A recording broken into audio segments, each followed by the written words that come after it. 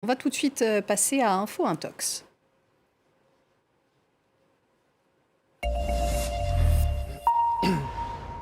Anthony Saint-Léger, bonsoir. Bonsoir Audrey, bonsoir à tous.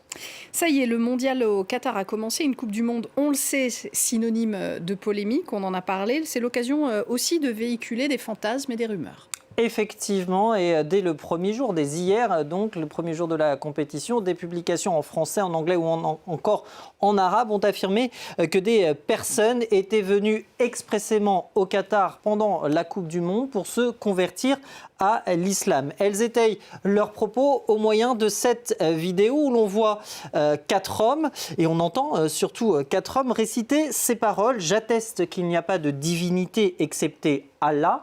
Et j'atteste que Mahomet est le messager d'Allah.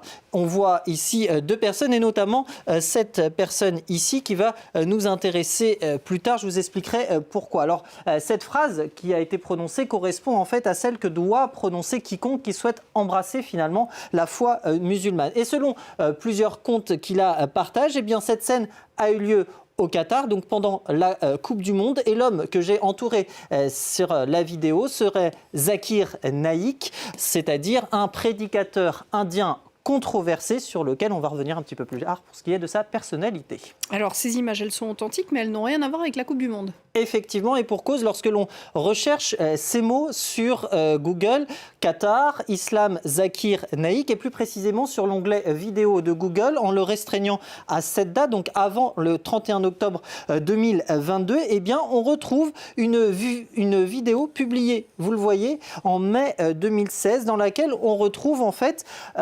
l'événement en question. On retrouve le même décor et le même intervenant, en l'occurrence ici.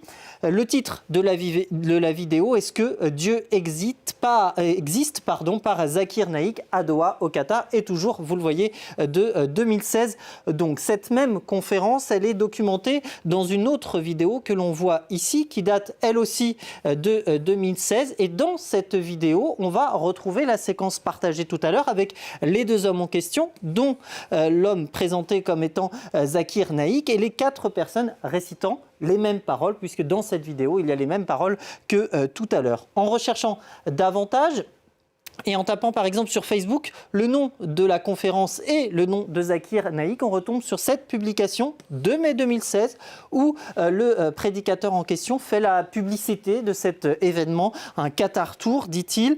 Comme d'ailleurs promotion que l'on retrouve sur le média qatari pro-gouvernemental Al-Sharq dans cet article toujours du 28 mai 2016 en l'occurrence.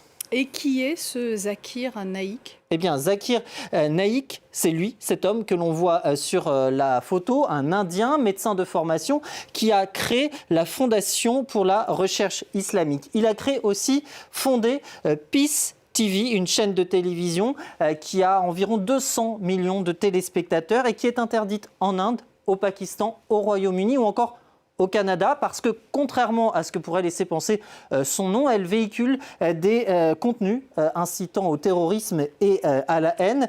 Zakir Naik, qui est d'ailleurs poursuivi en Inde pour incitation à la haine et accessoirement aussi pour blanchiment d'argent. Il est actuellement exilé en Malaisie. Un prédicateur controversé, donc, qui a affiché il y a quelques années publiquement son soutien à Osama Ben Laden, le fondateur d'Al-Qaïda. Zakir Naik, qui est pour l'heure bien présent au Qatar pour des conférences religieuses. Mais vous l'aurez compris, la vidéo partagée tout à l'heure ne montre pas l'une de ces conférences, donc contrairement à ce qu'ont voulu montrer certaines publications qui surfent sur tout ce lot de polémiques et de critiques liées donc aussi à la très stricte application de la religion liée donc à l'émirat conservateur. Merci beaucoup Anthony Saint-Léger. On s'arrête là pour Info Intox. Nous, on se retrouve dans quelques minutes pour un nouveau journal. Vous restez avec nous sur France 24.